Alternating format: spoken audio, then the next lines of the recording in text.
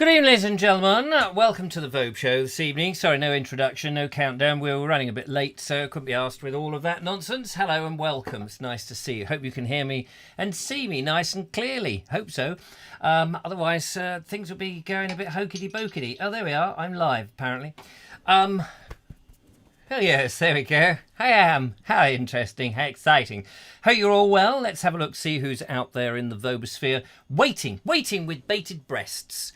We have Connor's Dark Corner. Hello to you, Connor's Dark Corner. Hope your corner not too dark this evening. And Jeff Kellison, yay! He says, oh, you're back in the 21st century. Oh, indeed. Oh, indeed. Who is Oh, indeed? Some Welsh geezer, isn't he? Oh, indeed.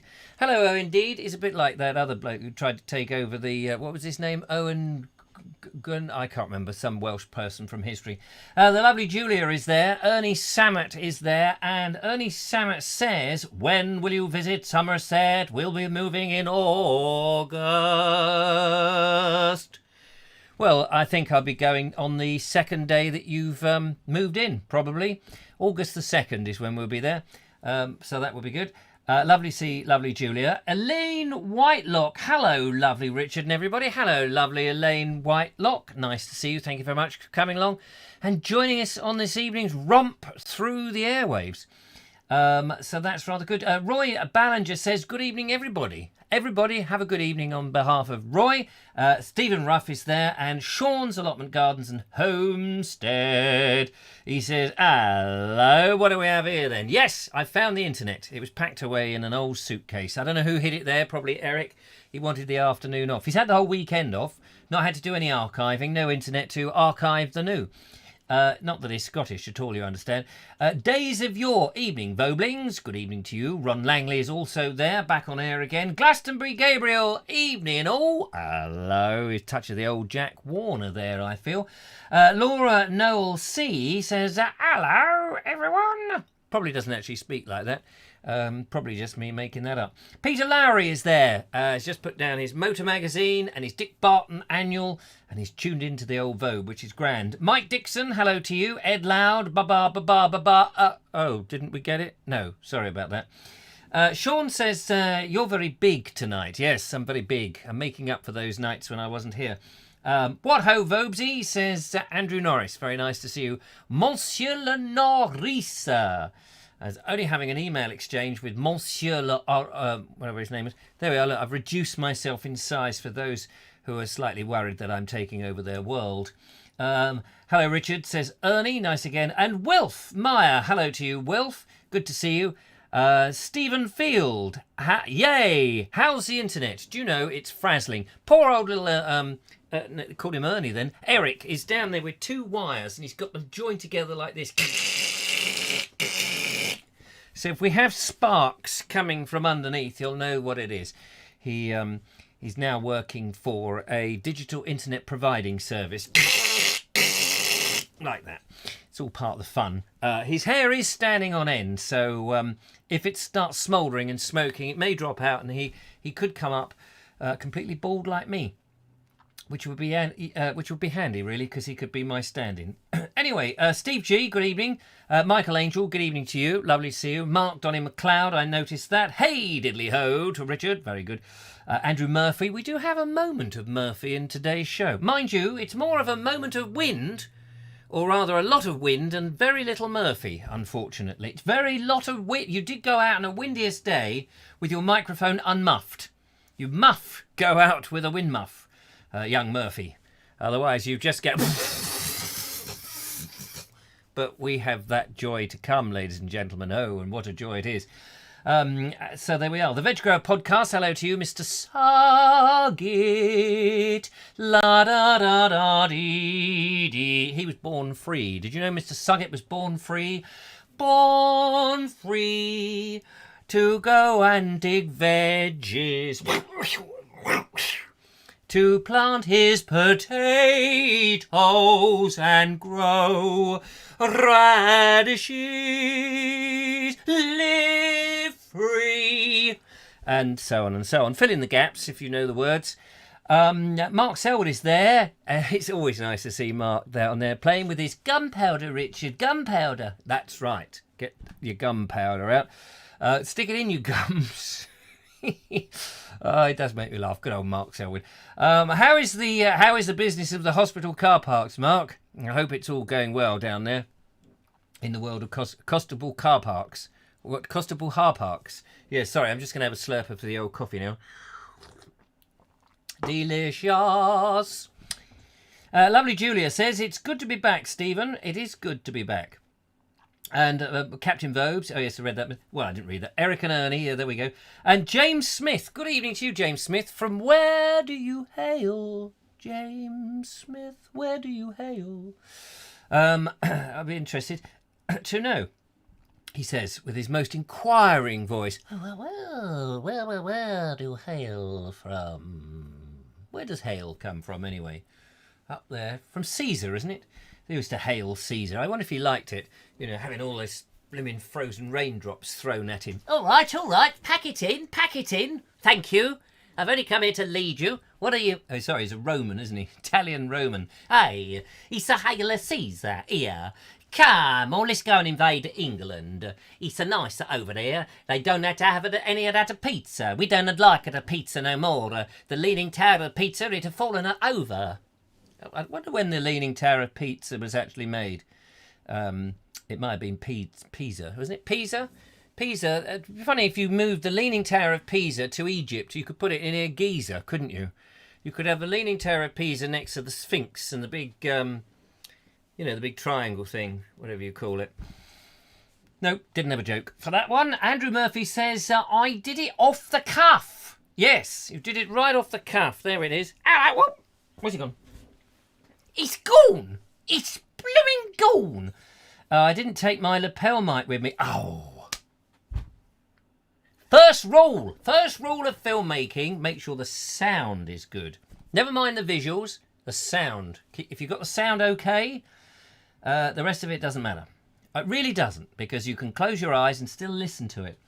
But it's very hard to watch something when the sound is just a, word to... I mean, not that I'm not preaching or anything. God, heaven forbid that the Vobes preach. Feel much better for that. Anyway, AABB says, is Richard Vobes or is this an evil doppelganger, Peter Vobes? Peter Vobes here. Yes, I'm here to take over the world and rub it with palm olive soap. Jeff Kellison says, did they tell you what happened to the internet? Yes, there was one of these outrages, a big outrage somewhere. In I don't know where, but a number of houses had gone down. You could tell they'd sort of sunk into the stratosphere under the thing. They were just I think it's the developers' way of getting people to get out of their houses so they can blitz them and put up some nice, awful building. I think that's what it is. Or put 400 new houses on a pinhead. That's the new scheme, that they want to sell 400 houses on the top of a pinhead. Oops, sorry. I do apologise, Monsieur le Microphone. I didn't mean to hit you. I really didn't. Please don't get angry and go off. When my microphone goes off, you don't hear much from me. Anyway, so this scheme to put them on a pinhead and make an absolute fortune. Well, you know what they say about pins and needles, don't you? You can get a rich man through the eye of a needle, but you can never get a piece of thread when you're trying to do a quick buttonhole. That's a factum totem pole, if ever I heard one. Good evening to a home with Mindy, and hello everybody. And Ron Langley says, you're still with BT then, Richard? I'm out of contract. I am fancy foot and free.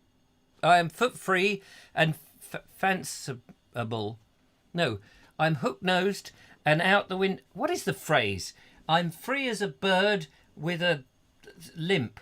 I can't remember what it is. Anyway, I'm one of them. Not one of them. I mean, I'm not one of them. Don't put me in that brush.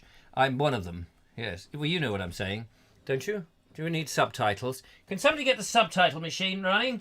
Nobody seems to get any subtitles on here. Oh, here's one. There we go. There's a subtitle. You can call the Vobes on 0793 4746 792 3210194 if you wish. Or if you're in America, ring this number, 555-291-2911. 555. And you can call International Rescue, I think, on 555. In fact, you can call anybody on 555. James Smith says, I live in Crawley, but lived in Horsham for most of my life. Shame, really. Crawley is nothing on Horsham. No, just keep it well back from Horsham. To me, it looks like they're beginning slowly to join the two together, as if all that sort of land that was between was just a bluff, and they're trying to get the conurbation to join forces like a bad thing. I looked at my fingers then, and they were awful. Judith says, good evening. Sorry I'm late. Lost track of time. Do you know, I lost track of time once, and I found it again on a train. Yeah, chuffing away. It was quite merrily going somewhere. Footloose and fancy free. Thank you very much, Ed Loud. There we are. That was it. Footloose and fancy free. It's a stupid expression, isn't it? If anybody actually knows what that means. Footloose. It's like, what? You've got this problem with your leg. Doctor, it's my left foot, you see. I've got it severed at the ankle. Oh, I see. That's a bit loose. Yes, I see your foot is loose. And, my fancies are free. Yes, well, are they French fancies? I quite like those. I do like the marzipan on the top, but marzipan? I'm sorry, isn't that a glue? Marzipan? No, marzipan. I said marzipan. I thought you said marzipan. No, diazepam. That's the same thing as a French fancy, but with a headache. And you give it this sort of paracetamol and it goes, woohoo! It's nice. Anyway, Kevin Bacon, Days of Yore. Kevin Bacon, apropos of... What does that mean, Kevin Bacon? Is he like a pig who's been severely... Footloose and fancy free, footloose and fancy and loose free, says Ernie the milkman. Yes, there we are. Sean says, I'm enjoying A Fisherman's Friend as I watch. I'm sure the fisherman's friend is enjoying you. But I wonder what nationality the friend of the fisherman could possibly be. Is it like man's best friend? Is it a little dog? Or is a fisherman's friend his net? A net is apparently a nice lady, especially if she is a friend of a fisherman. But she does have a bit of a trout face, unfortunately, poor her. And cod eyes. Yes. And I think her father is the codfather. Anyway, enough of these bad. Boris wants the developers to build. Yes. Higher. Why don't they all go to the moon? They could build on the moon. That would be a good place for them, wouldn't they? Everyone's gone to the moon. Who sang that? That was that guy who was done for paedophilia, wasn't he? What's his name? I can't remember his name. In the 90s or sometime. What was he did? He did America, USA.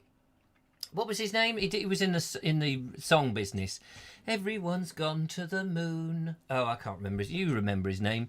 He did. He did some interesting... What was his name? He did some songs. They were quite nice songs. And then all of a sudden you discover that he's a bit of a woo. And, I mean, it's like that Rolf Harrison bloke. Not Rolf Harrison. Rolf, can you see what it is yet? Yeah, you can imagine him saying that to a few kids, can't you? As he's going zip. Can you see what it is yet? No, I blooming can't. Now go away. Leave me alone. I'm a 93-year-old granny.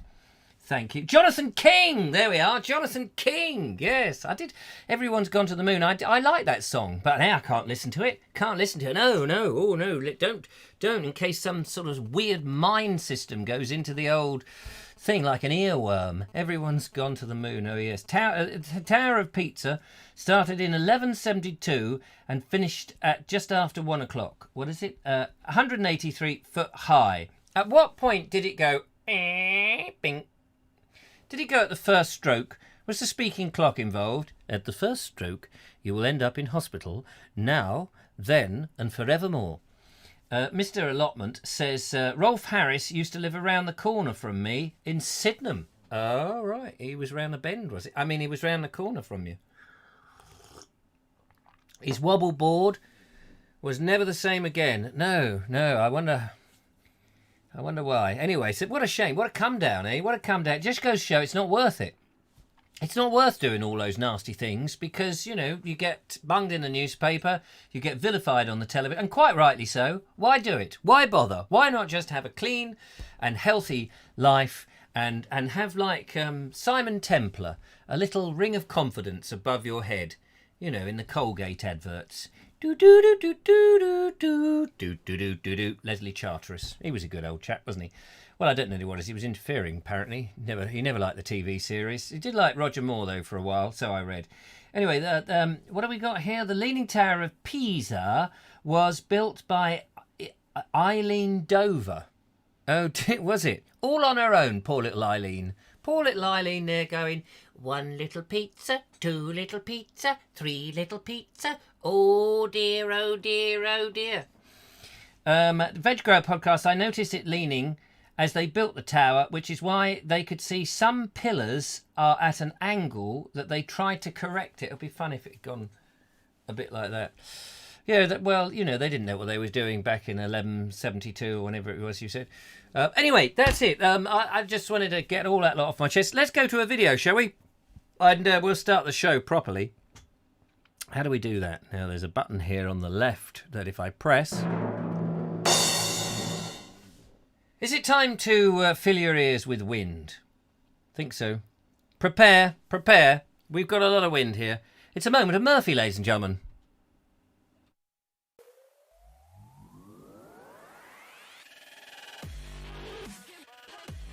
Hi everyone, welcome back to another moment of Murphy with me, Murphy. Today is Saturday, July 2020, and I thought I'd come down to breezy Hillhead and have a walk between here and Leon Solomons. Let's go.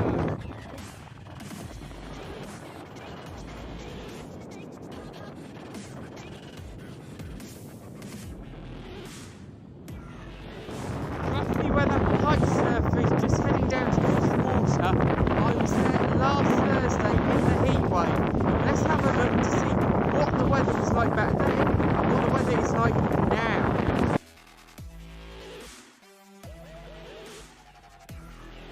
Today is Thursday the 25th of June, one of the hottest days of 2020, and I thought I'd come down to Hillhead in Fareham and I thought I'd go and have another swim in the sea. Had a wind in the sea, and I can tell you it is so refreshing. It's luxurious. What a way to spend a hot summer's day.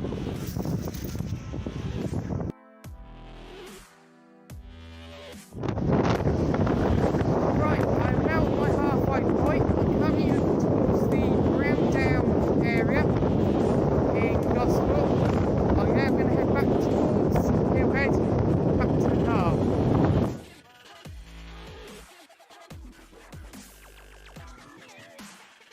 I'm now back in my car. This has got been one of the most blustery and windiest days I've ever walked along Hillhead and Leon the Solent. I can even feel the car shaking as it's swaying with the wind. So I'd just like to thank you for your company. Until next time, bye for now.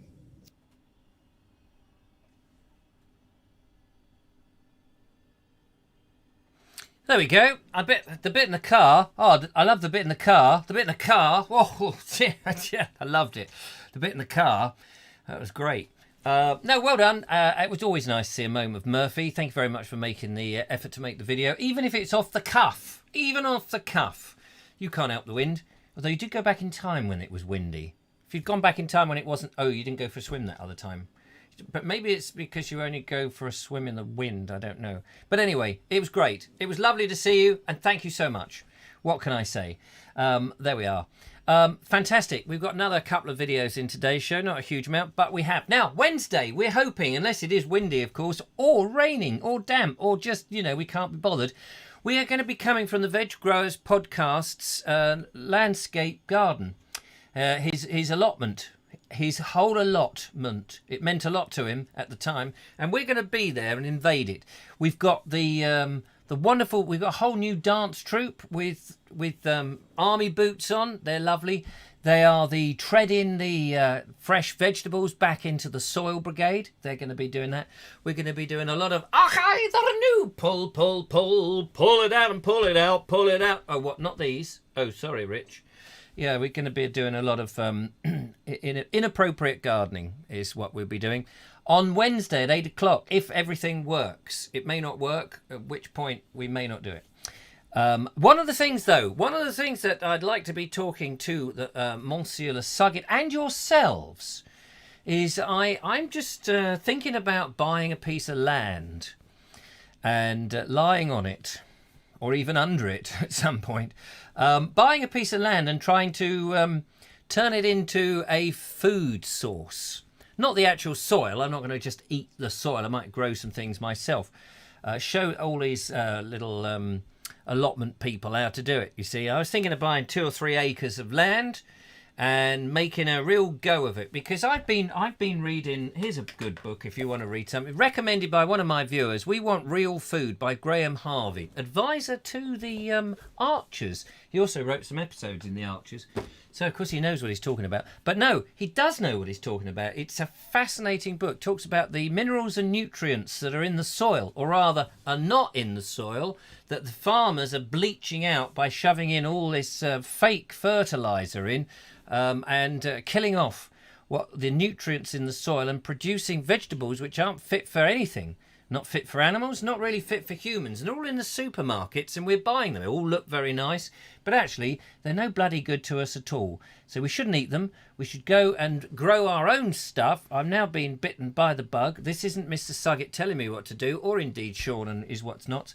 No, I've just suddenly realised if you want to avoid getting cancer or diabetes or dementia or a number of modern day rubbish, you've got to eat properly. You've got to eat food with minerals in and proper, what was the other one I said? Minerals and nutrients, thanks. Yeah, you've got to eat those nice dark crested nutrients. They're always good for you. You just bite their heads off and suck out the blood. They're cold. It's all a bit cold-blooded, but they're nice. So that's what you've got to do. And you don't go to the supermarket to buy this stuff. Don't buy the organic ones, because chances are they're not as good as you may think, in actual fact. So you've got to grow these things yourselves, or know somebody who has. And so I want to quiz the master that is Mr. Suggett. Oh, Mr. Suggett, tell me what is true. And find out just how much hard work it's going to be to turn a couple of acres. He said a couple of acres is quite a lot. 2 or 3 acres. And I want to have some pigs, and I want to have some bees. I want to have a dew pond. I want to have an area of wildflowers, proper flowers, grass flowers. And I want to get a micro herd of cows on there. A little micro herd of cows. Not mine. I would just borrow them, bung them on. They can feed on them. And all of that kind. Take the milk, and all of that whole like little micro thing. So that could be quite good. Maybe brew some beer. Who knows? I'm not going to grow the barley. There's plenty of people growing barley because everywhere's just this monoculture. I know I went to see Lee Dallon. They're a very nice bloke. That's one farmer, but generally, I've been doing more investigation about farms and the things, and there's some interesting work going on. It's what we did. It's what we did for hundreds of years, and since the Second World War, we've destroyed the landscape. Anyway, I won't go on about it, but we did destroy the landscape. I told you I'm not going to talk too much about it, but we absolutely obliterated it. We got rid of all those things, and now people are ill, and they're all eating completely the wrong foods. You go, who's had a pizza or one of these commercial fast food things? Don't. You're setting yourself up for troubles in years to come. Stop it. Stop it now. You've got to eat sensibly. You've got to get the minerals and the nutrients in. I'm telling you, you've got to listen to me. You've got to listen. The Vobes have spoken. And if you don't do as I say, I'm coming round there and force-feeding you with nice food. Here we go. We got a phone call. There we are. That's very nice. Thank you very much. Hello to the Vobie. Oh, no, I'm the Vobie. Hello to the person ringing up on the Vobe show. Hello to the Ed Loud. Oh, no, I am the Ed Loud. Yeah, you're the Ed Loud. It's contagious. It is. I know. What happens? Oh, I've got the other microphone. I'm losing the plot. Don't worry, I've already lost it. I didn't realise the other microphone was live. I probably sounded very hollow all the way through the opening. Nobody told me. Where's that? Okay. Nigel Sadler, he would have known. Because if I have the other microphone open like that, you can hear how hollow that is because it's just picking up the bounce, you see. But if I turn it off, you get a nice, rich, mellow sound, which is what your food should taste like. Anyway, you didn't ring up to talk about that. What did you ring up to talk about, Monsieur Le Ed Loud? Well, I just this monoculture business. I'm finding it absolutely fascinating. Now that we've got stereo, who wants monoculture? It's terrible. I mean, I know I went and saw the farmer, and he was very nice, and he did show me what old Lee and what have you. But he didn't show me everything. He didn't show me the whole works. He just showed me what he wanted to show me, which was fair enough because he's a nice bloke. And this isn't aimed at him. He gave me his time and all of that. But You walk over the downs and they are monoculture. They are, you know, the lovely lush grasses, the pasture that you could have. You could have the cows and the sheep eating really good stuff, and you could be growing all that lovely hay meadow stuff. I've not been dissuaded. I was, you know, I'm a sort of a recent convert to sort of defending the city.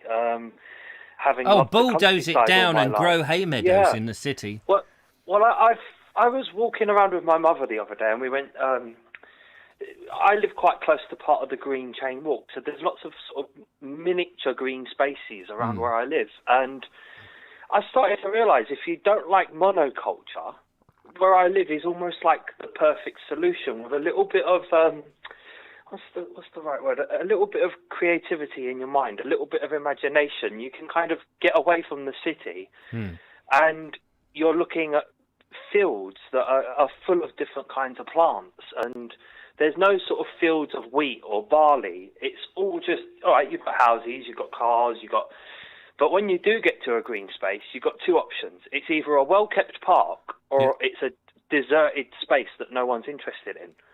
And those I can't believe there is any brilliant. deserted space that nobody's in. I'm sure that must be prime land that somebody's purchased and just not yet building on it. Hell no, there's all sorts of problems, and they can't develop on it because of the X, Y, Z. And I was in a park the other day with my mother. It was Avery Hill Park, for anyone who does know where I live, that kind of area. And we're down on the southeastern corner of the borough of Greenwich, and there's the park, which is a pretty general park, like the one I was filming before. Yeah. But then when you come off the park, there's all these little sub-paths, and when you're walking down, they're almost like country lanes. They're just tiny little paths with fields on either side. And some of the fields are grass, and, you know, it might be a cricket pitch, football pitch, but some of them are just almost like left fallow, and they haven't had anything done to them for 15 But when years. you need to describe that in much better detail, because when it's all mown and, you know, all tarted up and all the rest of it, that's rubbish. That's not doing any other than aesthetics. It's not doing anybody any good. Now, the other ones I'm much more interested in, because you may find it's actually full of very good nutrients and good plants and minerals and things. Exactly. And I was walking past a few of these places that have been left alone, and no man's touched them for 10, 15, 20, 30 years. Yeah. And you're getting different colour flowers, you're getting dandelions so tall that I never even knew a dandelion could grow that tall. Right. And I never see that in the country. I'm someone who's spent 30 years of my life visiting the country. I know, but the country is being killed off and farmed and chopped and chained down, and it's not in the country because all the land in the country is there either, you know, unless it's somebody's estate and it's their garden, it's all being commercially farmed. So you're not, you know, and people aren't. They're just not letting the natural stuff grow. But you've got to have the right stuff, you know, otherwise you end up with trees. Well, what would probably sort of summarise my rant about monoculture would be that whenever I'm in the country, I'm hit, my eyes are just assaulted by this wonderful green field, and I feel happy, and isn't that so green, and it's green for miles. Yeah. But I'm not really taking it all in because it's all around me, and it's all kind of the same. It's all big green fields. But when you come out of sort of a busy residential area and you walk into these little fields, and it's not such an assault on the senses, and you do start to take in the little things. So it might not be a massive field, it might be 10 acres, 15 acres, but it's 10, 15 acres of little tiny micro differences, and you might have purple flowers on your right, yellow flowers on your left, or a mixture of the two. And it's a completely different experience, and you have to almost train your mind to accept that, okay, it's not green as far as the eye can see, but there's beauty within it in a different sense. And sometimes I've started to see a little patch of soil. It might be a tiny little, a quarter of an acre, and that to me could be more beautiful. So where is all this stuff? Because it doesn't sound like the London I know. When I'm walking in London, there's just people, concrete, glass, steel, and more people, and more glass, more steel, and cars, and fumes, and buses, and sirens, and stuff like that. So where is all this lovely green spaces that have been left? It's all around. It's all around. Okay, fair enough. It's not right in the city centre, But then even in the city centre, you've got parks. So first you have to kind of train yourself to find the park. Oh, okay. So I'm imagining, from what you've described, forgive me for jumping in, but I imagine what you've just described to me in my mind, when you said, like 5 acres or something like that, is hedgerows with an open space that's just nothing in it other than these grasses. When I can't imagine anywhere in London that's like that hasn't got a skyscraper on it. Absolutely. All around London. London's a surprisingly green city compared to a lot of its contemporaries. And, I'm very fortunate. I live in an unusually green borough. But there's boroughs around me that aren't so green, and they're still full of little parks and local spaces that some of them are not even on maps. That's the really sad thing. You can look at a map. So, hang on, there's a difference. But when you say a park, what are we talking about? A park that's mown and got paths through and swings and roundabouts and a little duck pond. Yeah, we're talking about usually the 20 to 60 acre big open field, maybe a pond. But then when you come off that, there's often attached spaces where you might get 10 acres of 10 acres? Wild flowers. 10? Yeah, I can't. Sorry. Yeah. 10 acres in London? Yeah, absolutely. As Days of Yore just said, maybe Ed's got his head in a VR headset. Where the hell is there 10 acres of unattended scrubland? Avery Hill Park. There's about 45 acres of attended green space. But then when you come off the official park, there's one of the places looks like an ex-football pitch, and I mean a big football pitch, not a little tiny. Well, that's not 10 pitch. acres, though, is it? No. But then you'll have that, and then on the other side of the path, you'll have another, say, 4-acre patch of land with exactly the same. Wait a minute. You're not talking about the Romsey Marshes now, are you? No, when you say out of London, not quite in the centre, are you talking about somewhere in France? Absolutely not. I'm dead serious. I'm talking about in the borough of Greenwich, a local place called Eltham. There's tons of. You're not going to find, a massive field completely unattended that often, but you're going to find lots of little spaces where, around Avery Hill Park, there is about 10 acres of land that's just been unattended in various states of. Some of it might have been left for 5 years, some of it might be left for 25 years, and the wild has took over. It's been rewilded. And Avery Hill Park. Avery Hill Park. You'll see it on a map, and it looks XYZ size, but in reality, the green space is much bigger. You've only got to look on Google, what do they call it, satellite, when you look down from the satellite. Yeah. And there's nothing but green space, literally, like the whole area surrounding my little estate. I'm looking at it now. That is quite an eye-opener. There is actually a lot of green stuff, and I'm just looking down here. Yeah, you're right. Yeah, and the bulk of it, of course, is attended and looked after. But there's lots of little fields around it that aren't. Yeah, I'm just trying to see what part of London that is. We're looking at South East London, the borough of Greenwich. So you're down in the southeast corner of the borough of Greenwich. And, speaking for green space as a whole, you can walk for hours and hours and hours and only have to cross half a dozen roads. Good God. I'm that serious. I can go from the edges of Woolwich and walk all the way to completely leave the borough of Greenwich and cross about 6 roads, if I'm careful about where I walk. Okay, so let me just have a look, because it's telling me what these things are. You've got Avery Hill Park, then you've got Sparrows Lane Sports Ground, Charlton Park Sports Ground, Charlton Athletic Training Ground, Cambridge Mission Sports Ground. There seems to be a theme coming on here. Co-op Sports Centre, London Electricity Sports Ground, Pavilion and Leisure Ground, First Eltham Scout Group Ground. There is Avery Hill.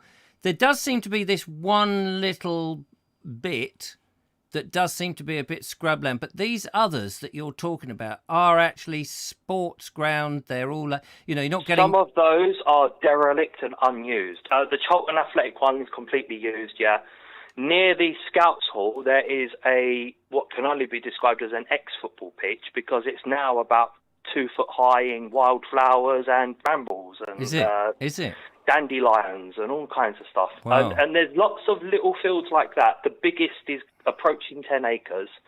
and they're in the cities, but people don't visit them very much. It's quite sad because they're kind of out the way and not near places where people go. Especially drivers. Drivers find these places hard to find. Right. Well, I need you to go out and make a report on it and send it in. That's what we need you to do. I need you to show us the spaces. Don't show the developers the spaces. We don't want any more bloody houses. Definitely not. Definitely not. No. But yeah, we're very close to where I was filming in Elton Park. Okay. We're just, we're 10 minutes down the road, and that's sort of the purpose of my project at the moment, to see how far can I go. Yeah. And if I was being a smart aleck, convince people I'm in the country. But I'm sure looking at that, I'm sure you could. Well, okay, well, it would be great to have a video where you're just showing us some of the stuff and the grasses and the meadows, and the plants and all of that. That would be fantastic. We'll see if we can get Monsieur Norris to identify some of the wild grasses and flowers, because he is our expert. What I'm going to be doing, I'm pausing my little walking project I'm doing with my mum and my brother, because I heard you talking about all this monoculture, and there's too many videos that are highly polished and everything. And I thought, right, I'm just going to walk into some of these little places, hold my phone and show you them. So that's it. Perfect. Starting probably next week, you might get a few dirty, grubby old videos where I'm in some of these, and some of them are very small. I don't want to exaggerate, there are the big ones, but most of them are very small. Yeah. But they're beautiful little patches with, cool. wild flowers. So brilliant. I'll be getting some of those for you. Fantastic. Well, all right, Ed. Thank you so much for that. All right, take care. Bye. Bye-bye. There we go. That's Ed Loud, who has. It's interesting. Oh, hang on. What am I doing with these? It's interesting when somebody can open up my eyes. I like having my eyes being, one of them anyway. The other one, I'm afraid, is permanently glass-eyed. But no, that's absolutely fascinating to know that within London, in the boroughs of London, there is still plenty of green. Although a lot of them are old things, but you couldn't farm them. You probably couldn't buy them. I certainly wouldn't be able to afford to buy them, and I want to buy a bit of land, and I want to get on with it. But I just saw Andrew Norris say earlier that it's a lot of hard work. What's the matter with hard work? Hard work never killed anybody, apart from those people who deceased from it. What I would like to. He can't ring in, unfortunately, because he's in the village. He told me that earlier. Where is it?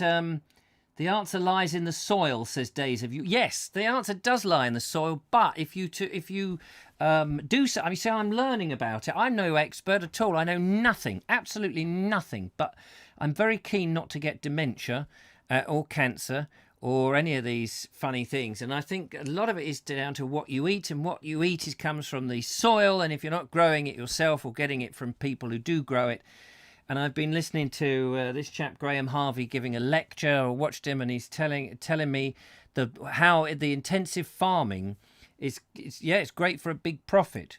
But if we go back to mixed farming, having animals and crops and rotation and nutrition and all of that, people can make money from it. You need to go back to small farms, locally. It's what we've done.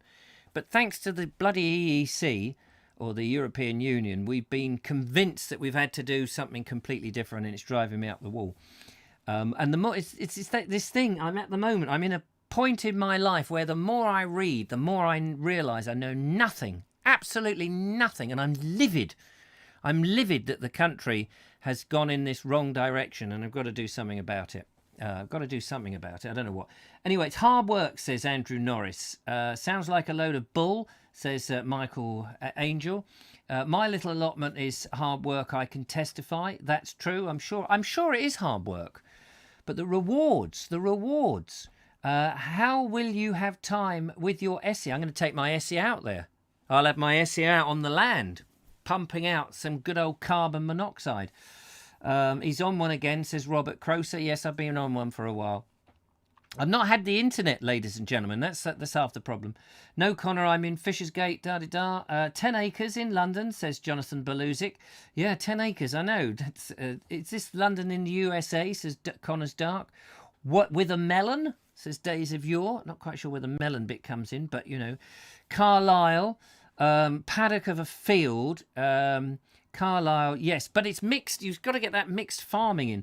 Andrew Norris, if Carlisle has a cathedral, then it's a city. If not, Well, that's not necessarily true because Shrewsbury has a cathedral, but it's not a city. They have a cathedral, but it's not a city. You see, you can actually have places that are. I think there's a couple of places that have got cathedrals, but they're not cities. It is a market town, and it is the county town, but it's not a city. Small holding or video making, you won't be able to do both, says Linda Kane. I've got a plan for all of that. I have a plan. You can make videos of your small holding. Put that in your pipe and smoke it. How about that? It's the city of Brighton and Hove, I think, otherwise just two towns back to back, isn't it? Farmer Vobes. Ed Loud says, very easy to knock London when you don't know it. Spend a few days exploring, it might surprise you. Much less monoculture here in much of the countryside, says Ed Loud. That's true. There we are. You can mock London. I don't know it. Ed's opened my eyes. I still wouldn't want to live there. It's still too big, too crowded, and you don't have the hills, and you can't, you have the hills, but there's people on them. People. Gabriel says, brilliant idea. We'll all come and do some digging. Yes, come and not only do the digging, but have some of the produce. Proper, I nearly said sausages then. Proper sausages out of the ground. Cabbages and, proper stuff. The great border city. Isn't Shrewsbury an abbey and not a cathedral? All right, splitting hairs now. Might be an abbey. No. Yes, it's got an abbey. No, it has got an abbey, but it's got a cathedral. It's new. It only went up in something like 1870 or something. I'm not saying it's an old one, but it is a new one. I remember going past it. It's a Catholic one. It's it's a new Roman Catholic thing. Isn't true, not a cathedral. Read that one. I think Guildford is a town but has a cathedral, says James Smith. The posh parts of Sheen and Lordsman says Arundel has a cathedral, but it's definitely not a city. There we go. We all hate monoculture, but how is everybody going to be fed? Linda Kane. I'll have to send you some videos. These people who are doing this. There was this thing. I was listening to this thing, and they said before the war, there were all these little farmers, and they were producing loads of food. They were producing loads of food by the bucket load. Well, more than a bucket, in lots of paper bags. No, they fed the nation. These small farms, mixed farming, and after the war, the big conglomerates got together and they said there is the small farmer problem. And what they wanted to do is to get rid of the small farmers, get rid of them, so they could take the land, amalgamate it, and actually get this monoculture and have intensive farming so that they could make more money. Because they didn't want all the little farmers making the money. And people were being fed. And we've been doing this since the times of the hunter-gatherers stopped hunting and gathering. It's in 80 years it's changed. I mean, it's in one person's lifetime. This is the thing that's like, people go, oh, but you can't go back to this. You can't. It's like, we've done this for 12,000 years. And yet, 80 years, we've changed it, and it's not been good. It's like, it's so simple and healthy and good for you. And it's like, oh, no, we've got to believe the science. We've got to have all this GM crops and we've got to have all this new stuff because it's a progressive world. And actually, none of us see the money because it's all the other people. Wouldn't you much rather have a nice load of milk from the local dairy and have some fresh stuff that's grown that you could walk around and have a look at and say, oh, God, look at that. And see the cows, healthy cows that aren't all feebleized. Wouldn't that be better? The population is much larger now, she says, and increasing by the minute. Well, that's okay. We just want a lot more of these smaller farms. We need many more of these smaller farms giving us... People are overeating. We know we've got so much food coming out of our ears, but it's all crap food. We don't want all this... people can't survive without eating crap food. If you fed them proper food, they wouldn't need to keep eating because They would have the nutrients. Their bodies would be replenished. They would be healthy. They wouldn't be going, oh, do you know what? I'm just going to keep eating because I still feel hungry, because they're not getting the proper stuff. It's not rocket science. Although, if you get enough fuel underneath a big barn or something, you could probably launch it to the moon, and that would be a bit rocket science. Wouldn't help your farm very much. I want to call in and join you on the rant on this subject, but I can wait till Wednesday. You're very welcome to ring in. The more I learn about this, I'm going to have this fad for a few days, and then I will talk about steamrollers. I'll be getting into steamrollers by the end of the week. You know how I flip from one subject to another. It's like, what is it this week? People don't know how to eat with the Exactly. That's another thing. People don't know how to eat with the seasons because we're so used to buying food from all over the bloody world. And tomatoes, they don't taste of tomato, yet we eat them. We buy them in from Spain, and they're horrible things. And they're tasteless things. And if you really want to buy something really well, you've got to spend a huge amount of money. You don't need to. Mark Selwood says, I worked for a chap who owned some land when I left Screw. Grew potatoes, lettuce, lived in a bungalow a few miles away. People do it. And I think we should encourage more little farmers than these big conglomerates who have got all the money and they've got all the control and own all the land. They won't all eat healthy. That won't change, says Linda. Linda, you're stuck in the mud. You've got to have some faith. Have some faith. Have a positive bit of 5G. Have some faith. Here we go. Here we are. We have a phone call now, ladies and gentlemen. This will put the world to rights. Hello, welcome to the Vobes Show. Hello, Mr. Vobes. Oh, Mr. Suggett. It's Mr. Suggett. Suggett to me, Suggett. I just realised I'm still in my room, so let's jump out of there so it doesn't sound muffled or whatever. That's all right. Well, you don't sound muffled at the moment. Just don't put your hand over the microphone. No, I'll try to do my best not to do that. You sound awesome at the moment. Awesome. Awesome. Yeah. Excellent. That sounds good to me. So go for it.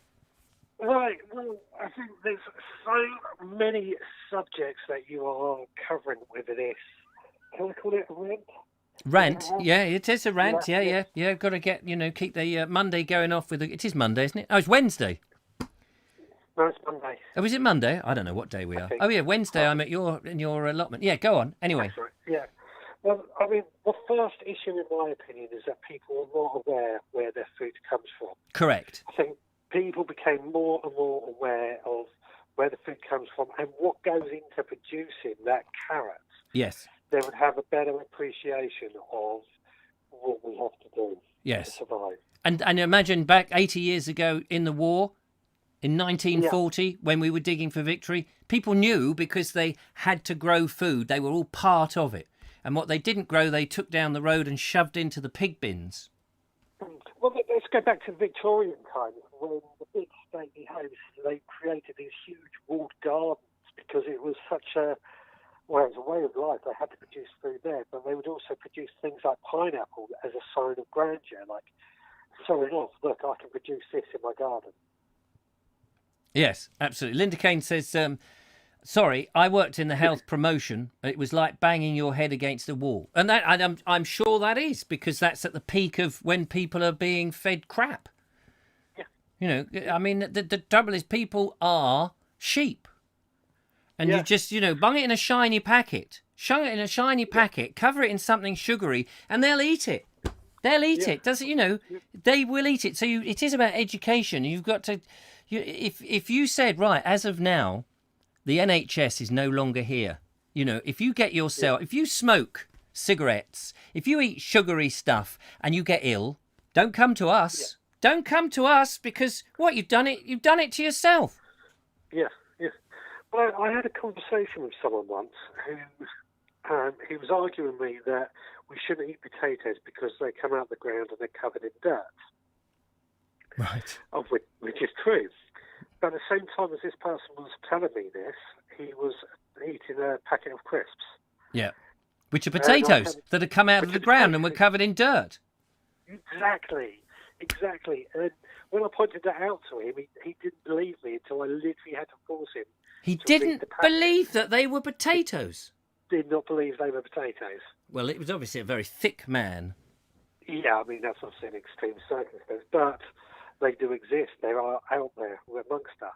Yes. Yeah, no, I know. I mean, I know there's the great unwashed, and they are incredibly dim. And, you know, they just watch television and they sit on these social media and they have no connection with the real world because they don't need to. And that's, I mean, half the problem is we've made life so easy. It's so easy now for people. They don't have to do any, you know, they barely have to live. It's that easy. Yeah. Yeah. They don't, you know, I know they have to go to work and they've got to, or what have you, and the sharks will circle round and give them a great internet package that has all the different TV programs so they can just sit on their arses and do nothing. Yeah, yeah. And they just make money from them, and these people don't think that there is anything. I mean, I know what Linda means. I know what Linda means, and it's an uphill battle, of course, and it's not going to happen overnight. But if you can slowly get people eating again from locally produced farmers or smallholders instead of the big supermarkets, over another 80 years it probably take. Yeah.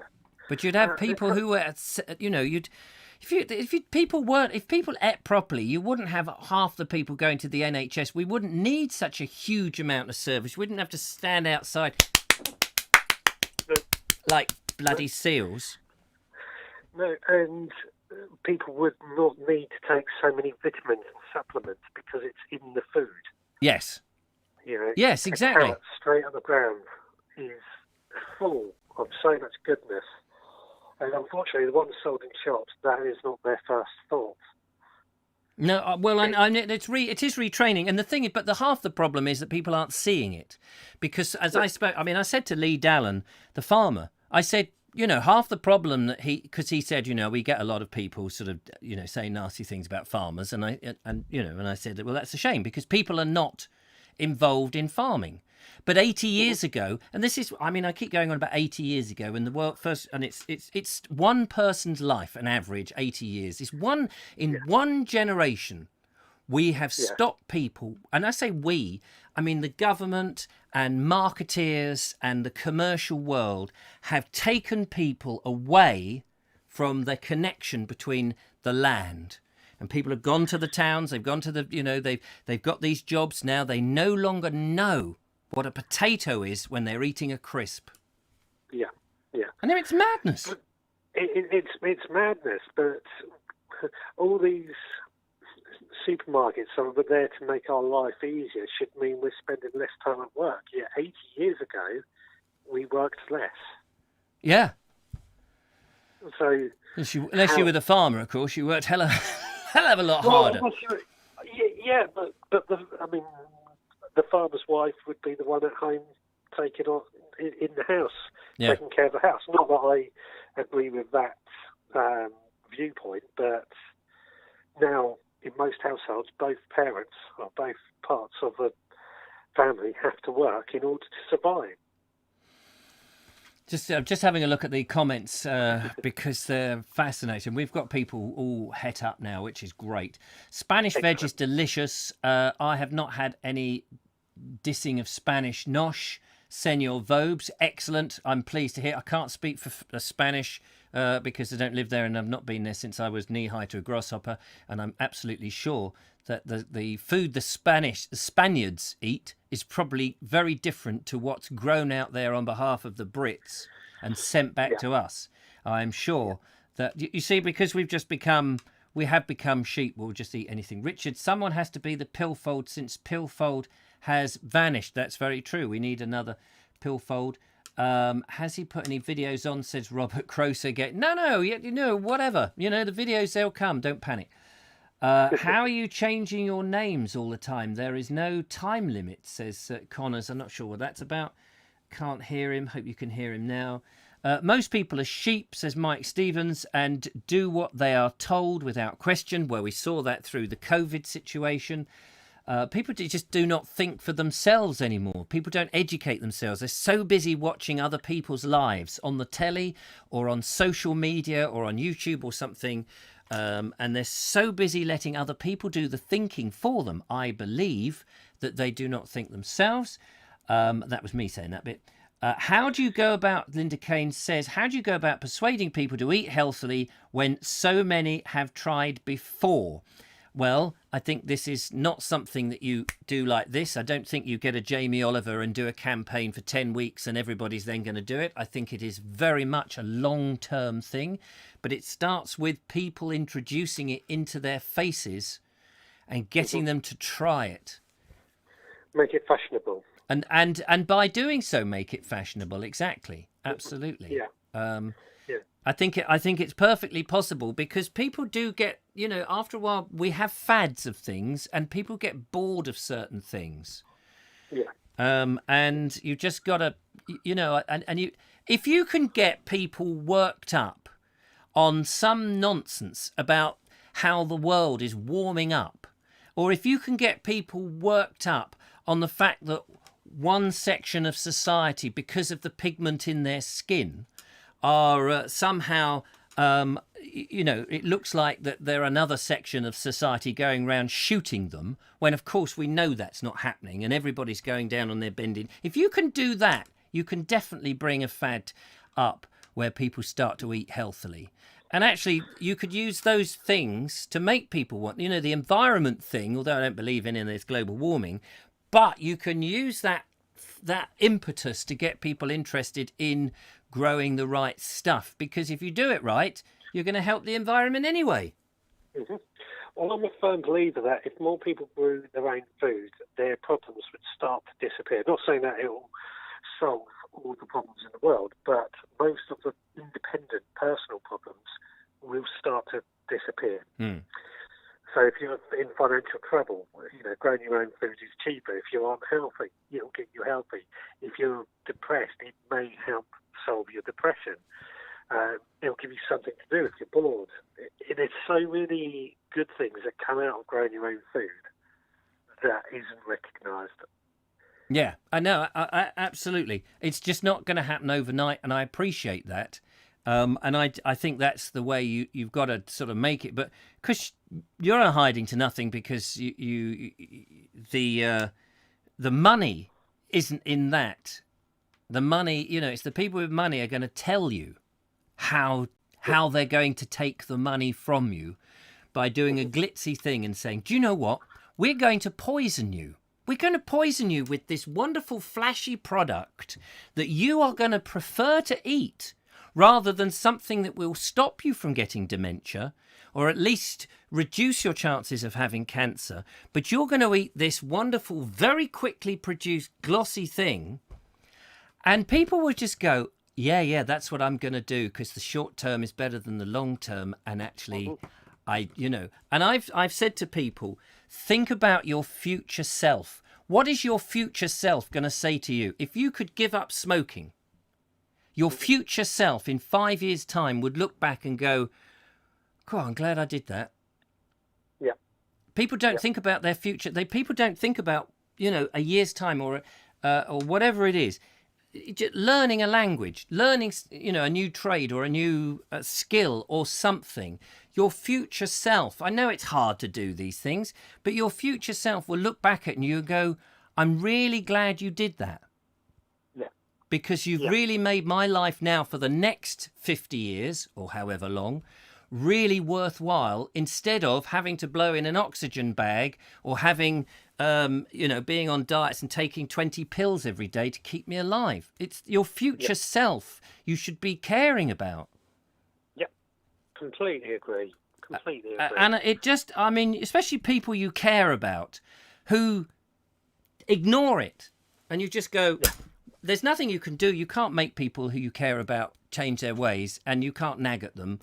But you just know that 10 years' time, there'll be that, oh, if only I had. It's like, you've got the opportunity. You can do it now. You've got the opportunity. You can make your future self someone who's going to be so proud of you. It's a lot of bloody work. But it's worth it. Yeah, but you've hit the nail on the head. It's a lot of work, human by our very nature. I know, people just don't want to work. People just, I despair. I just despair sometimes. Yes, me too. You're not the only one. Wartime Farm is fantastic. Insight to World War II farming. 8 episodes, says Andrew Sandel. You won't see the changes necessary, Richard, and I won't. Well, it does. Yes, I know. Appreciate that, Linda. You won't see the change. I won't see the changes. But my God, if you don't try, if you don't start it, nobody will see the changes. I've got a grandson. I'd like him to see the changes. I'd like his children to see the changes.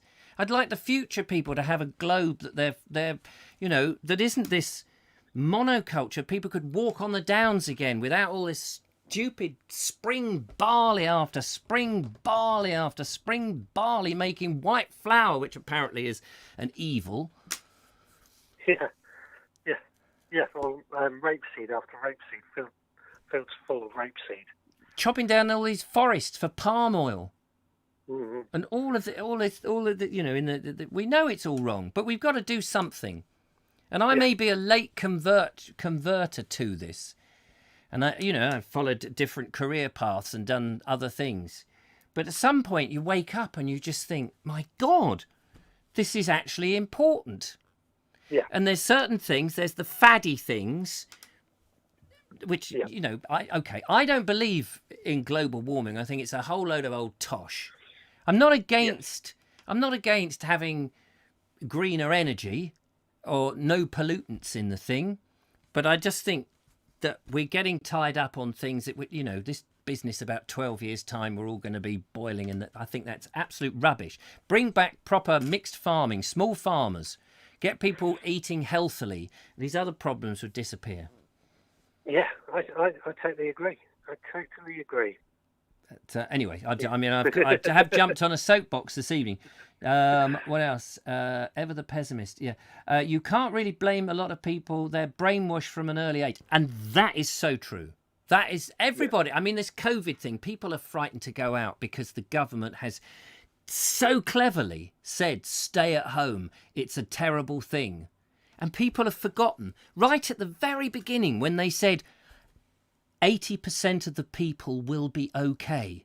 And of the people who aren't okay, a small percentage will have to go to hospital. And out of the small percentage that goes to hospital, a smaller percentage will have to go on ventilators. And out of the people who end up on ventilators, only a small percentage of them will die, which turns out to be very, very small amount of people. The rest of us are okay. And yet we're treating it as if it's the Black Death. It's not the Black Death. And even when we had the Black Death, we came out of it. Okay, half the population died, but the rest of us were all right. Yeah, I mean, I shouldn't laugh. I shouldn't laugh at that. People are just cannot think. And even if, the other thing is, okay, so I'm saying, people cannot think. And let's say people do think, and they think the wrong thing.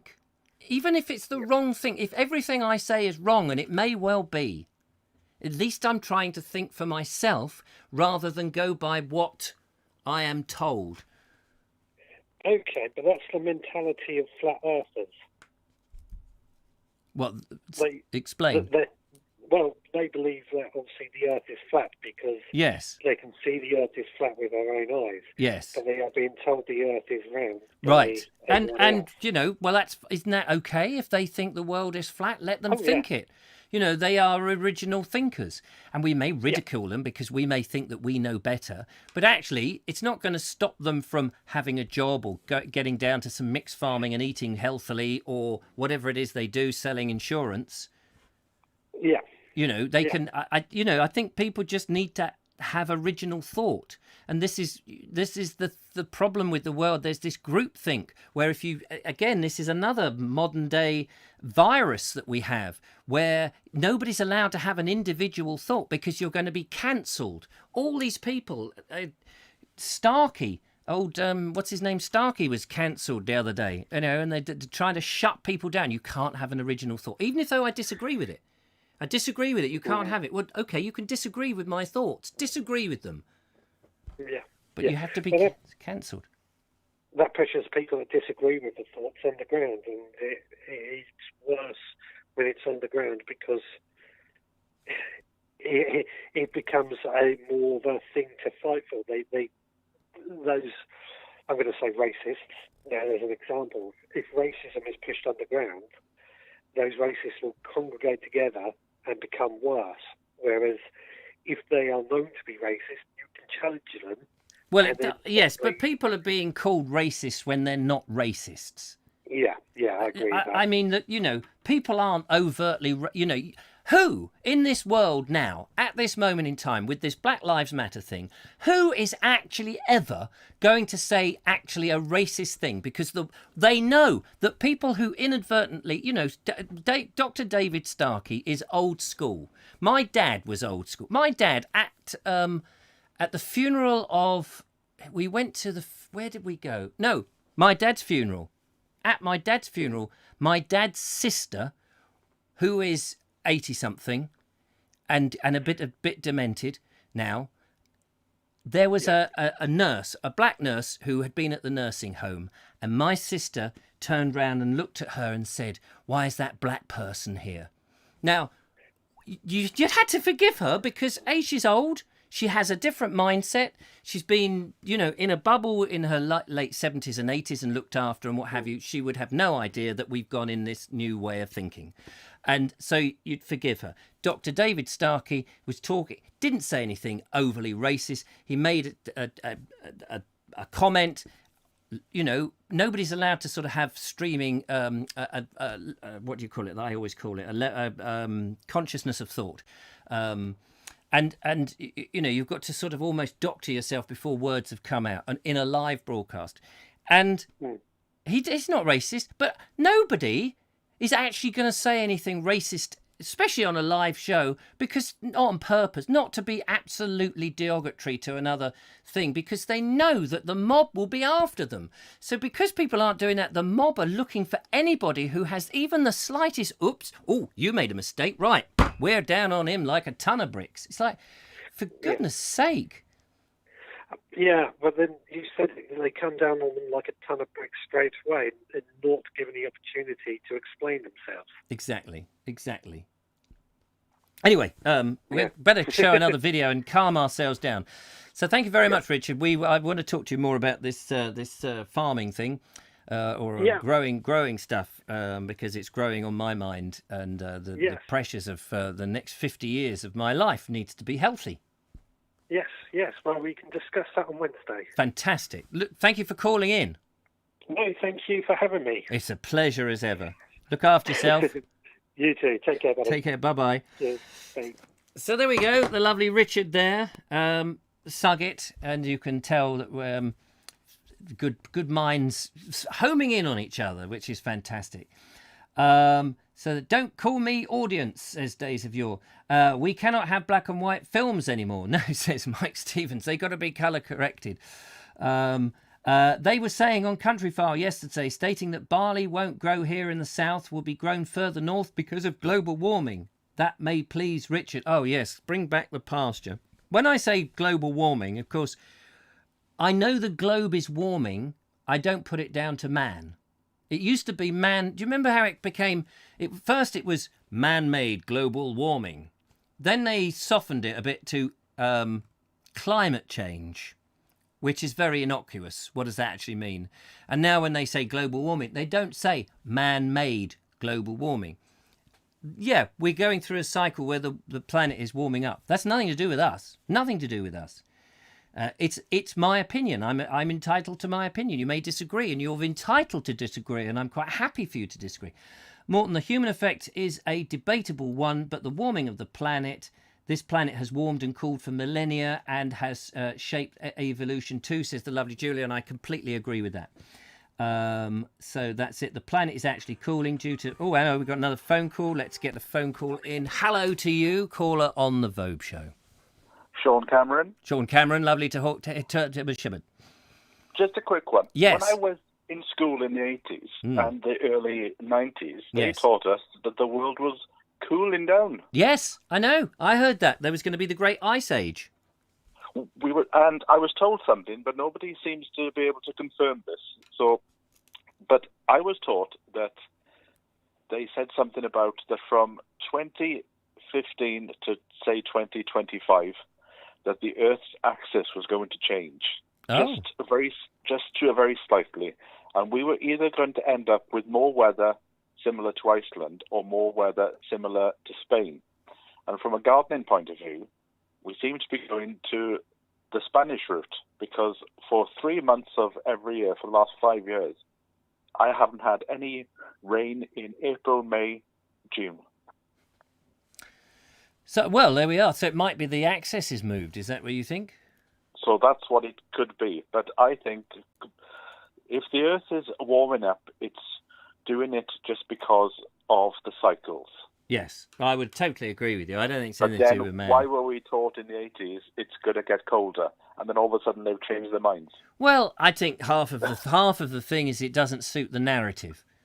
Yes, yeah. The narrative is that if you can control the environment, and if you can control the fear is the thing you want to have. That's what people want. Muck evils of the world. And those of the money grabbing control and all the rest of it. If you can just give everybody fear, make them frightened, and you've got power, and they're doing. And the great thing is, you don't need to do the work, because people are quite happy to go out and tell other people how frightening it all is, based on some mumbo jumbo they've not actually studied themselves, and they'll tell everybody, "Oh, it's going like this. Oh, it's going to be dreadful." But it's all based on the headlines, because they don't bother to read. They don't bother to read the article. Like at the start of all this, everybody was saying you're only allowed out for an hour. Well, I went back to the government paper and I read that, and that didn't have anything in it. No, it didn't say a time limit, did it? Yeah. But, and it was very difficult to change people's minds, because, well, that's what it said in the paper. Yeah. But what is good to see is a lot of people since the election back last year are seeing through how news is put onto the TV. Yes. Good. Yes. But that's a different subject. What I'd be interested in is finding out from the younger viewers, anybody under 40, sort of like where do they get their food from? Would they change? Would they start going to a smaller farm? And personally, I found the less food that I've eaten and the quality of food is better, the more healthier I'm starting to become. Yes, of course. I mean, where was I? Sitting watching a supermarket and people arriving at the I was waiting for somebody, and I was just watching people in the supermarket, and I just saw, God, how many of these people are overweight? They're all overweight. They're just, I mean, I know we've come out of COVID, so they've been sitting at home on the sofa going, oh, well, I'm furloughed, so what can I do? Oh, I just keep shoving crap into my mouth. Yeah, that's what I do. And yet there's inordinate amounts of bloody runners on the roads and cyclists. You would think they'd all be lithe and fit. And what is it with people who wear all the sports stuff? Yeah, but well, I thought they would have taken this opportunity to, because one of the problems that apparently that you could have got COVID a lot quicker is if you were obese. Yes. Well, practically everybody is obese. Yes. So that was a perfect opportunity to say, right, the nation's going to get fit and healthy, but there was nothing. No, there was, there's no cars on the road. You could go out there and run. But of course, we were also frightened that if you passed within 100 yards of somebody, that the slightest tiny little bit of spittle on the wind was somehow going to get into their larynx and down into their chest and kill them.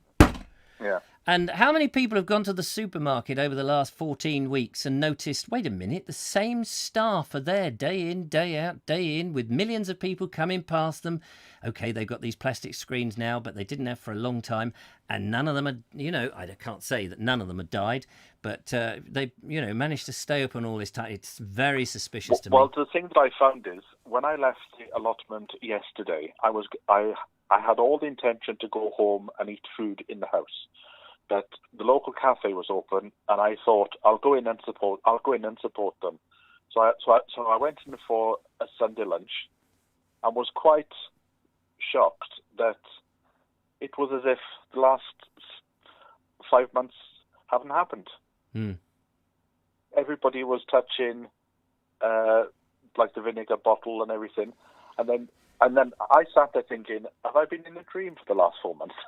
Well, you know, personally, it doesn't really worry me. We're not going to escape this thing. It's better that the people who are vulnerable don't go out to these places, and everybody else gets this herd immunity, and we all get it in the system, and we get it over with, and we lessen it. That's the only way we can get rid of it, is by lessening its damage, because it doesn't want to kill us, because it wants more of us to live longer so it can stay with us. And as it migrates and changes. But there are still 66.6 million people in the country. Yes, there's still too many of them. Not many more have died than normal. You know. Anyway, I'm going to quickly play some videos in because we're running out of time, unfortunately. But I could have this debate forever. You on Wednesday, in a way. Yes, something to chew on Wednesday. Thank you so much, Sean. Bye. Take care. Bye-bye. Right, we are going to go. That's the lovely Sean there. Thank you very much, Sean. We're going to go back into the video box, and we do that in a very magical, special way. And young Gabriel has been out. Now, talking of farming and finding out what things are, this is quite handy for you.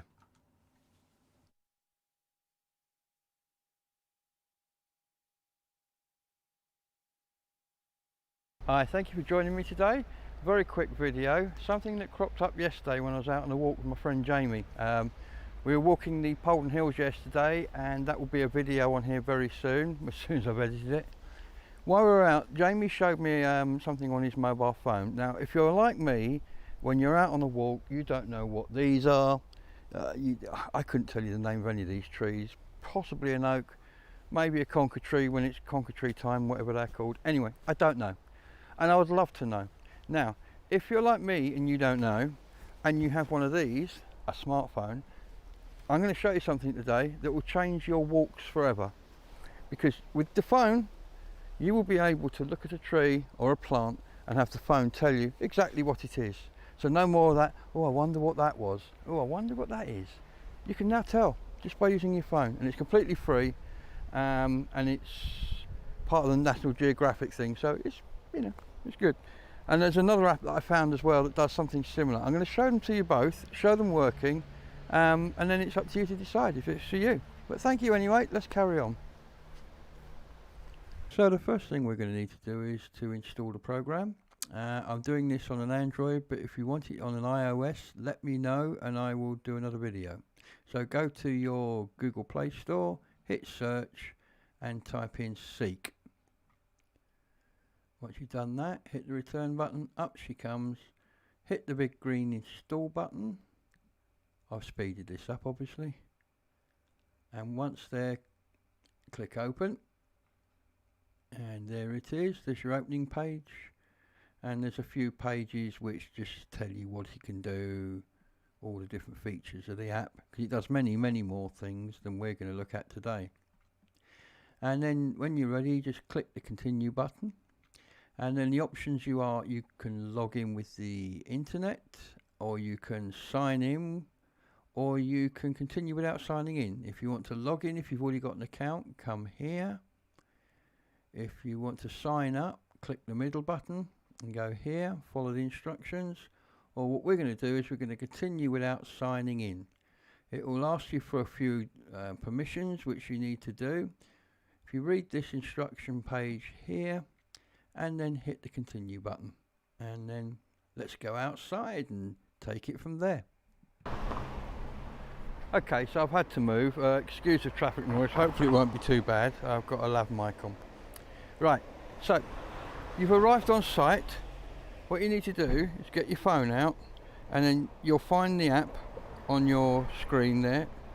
So if you're not ham-fisted like I am, press the button and the app will come up.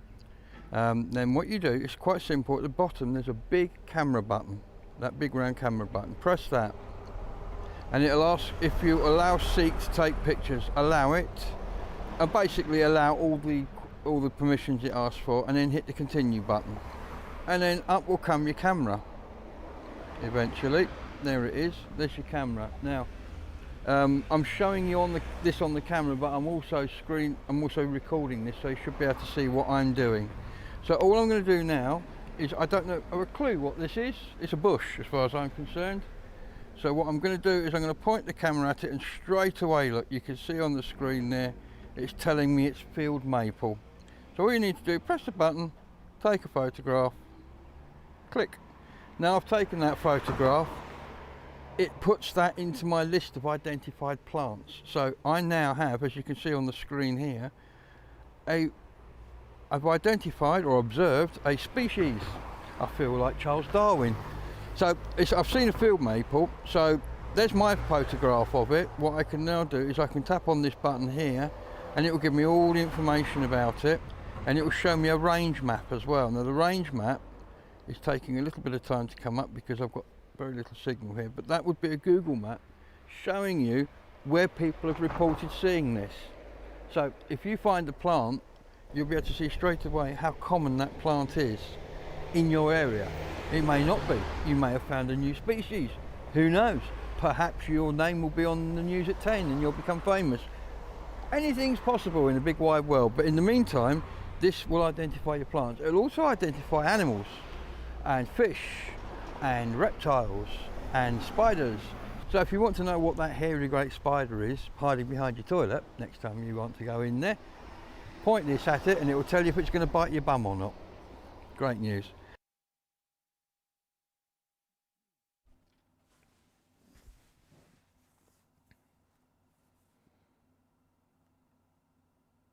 There we go. How about that? Very easy. Point and shoot. Instant knowledge. Although I do take Andrew Norris's point of view that apps like that do make you lazy, because fun is looking it up and detecting. And actually, the more you work the brain by doing that, the more you're likely to remember than if it's too quick and instant. It's like, oh yeah, field maple. Oh, what was it again? It's almost like you haven't registered it. And I've certainly find that myself.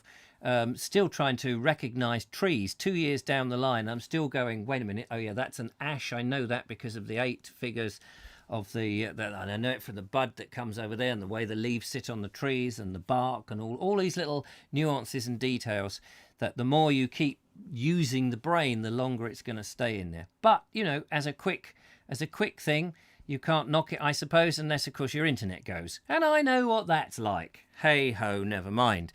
Now, Robert Croser's been out and about, and he wants to show us a little bit of aged history. But Mr. Croser, oh, he suffered for his art. Oh, dear. Some people want to chuck a bucket of cold water on. But don't worry, the elements do it for us. Hello, Verbonauts.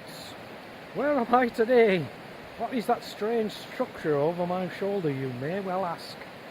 Well now, this is the River Irthing that runs from Northumbria into Cumbria, near the village of Irthington, near Brampton. And I'm sure Richard and Julia remembers Brampton and of course the lovely Cheryl. That is Irthing Bridge, believe it or not. That is a footbridge on the Hadrian's Wall path. Yeah, yes, Hadrian's Wall. And that bridge replaces the Roman bridge, obviously now ruined. But there's still a lot more to see. Now, if I just pan round, that is the Hadrian's Wall path behind me. And if I pan round some more,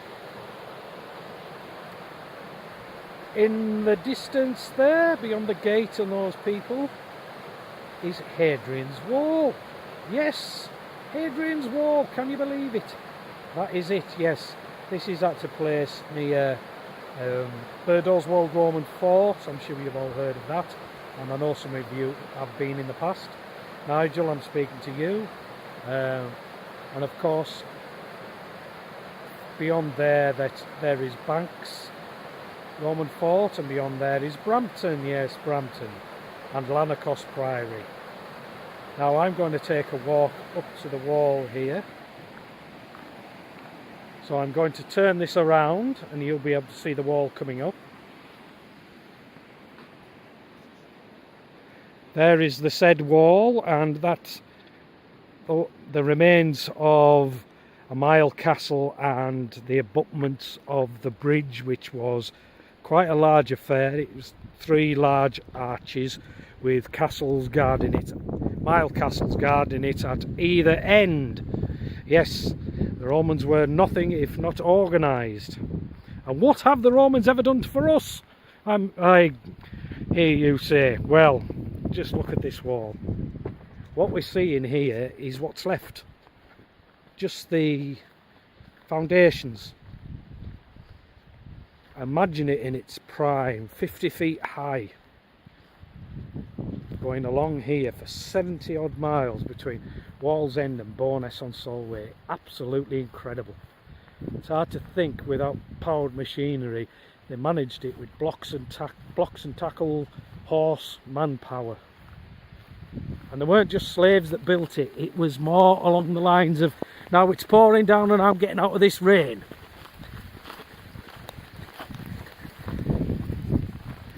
More along the lines of soldiers and architects built it. Now I'm going to get out of the rain. In here, a culvert. This is all live, it's absolutely pissing down and I'm getting soaked. So I'm going to say goodbye for now. Have fun and see you all soon. Ah, there we go. The rain got him. The rain got him in the end.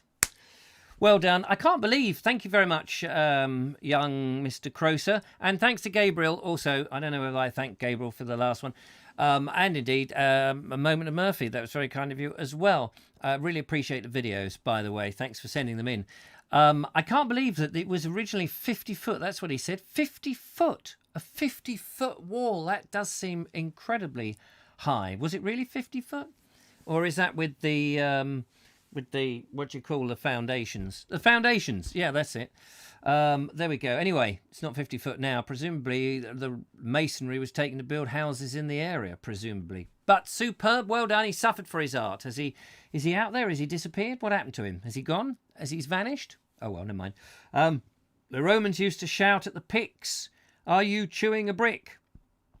So there we go. Anyway, thank you so much for that, and thank you for keeping it under time, which is great. Well, here we are. It's 9:30. I only meant to do an hour, but we will be on the allotment, hopefully, fingers crossed, on Wednesday. Do join us then. Unfortunately, we're not allowed to have the barbecue going, but we might have to make something beforehand. I don't know whether we're going to be able to play any videos, but you're welcome to send them. If we can play them, we will, or we will have them on Friday. We'll see how we go. We may well. I'm not sure what computer is coming with me, whether it's the previous version that should work very nicely, or the laptop. I don't know. But anyway, there we are. That's it tonight. Thank you so much. Hope you've enjoyed it. Thanks for the phone calls. Thanks for the rants and things. Thanks for engagement. If you've enjoyed the show, give us a thumbs up. It's always good to have a little difference of opinion and a bit of emotion flying around. We're all friends at the end of it. We can all have our own different viewpoints, but we can all be in a big group hug. There. Isn't that nice? Ah, it's lovely. Sorry, I didn't squirt under my arms. Do apologise for that. Bit of silliness, bit of seriousness, bit of lovely videos. What more could you ask for? Oh yeah, you could probably ask for me to disappear. In that case, I will. Thanks so much for watching. Till next time, love you and leave you. Ta-ta.